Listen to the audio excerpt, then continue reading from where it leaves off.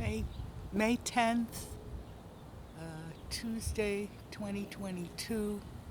I saw like a big X and then it turned into a triangle, and just lots and lots of chemtrails. Someone said on Mother's Day, Sunday, May 7th, that there was nothing, or the 8th, 9th.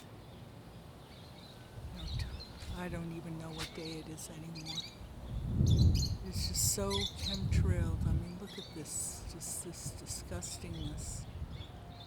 And people say, oh, it's condensation trails. Oh, yeah, right. Oh, it's cold up there. I said, well, how come the planes just go around and around and around and they don't have any logos on them and they're flying way, way, way up in the ectosphere? This is insanity. Look at the patterns here from the solar simulators and the laser telescopes. Look at the hard edges. Look at the stripes.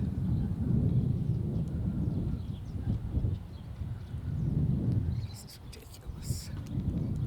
Look at that. It's like a herringbone.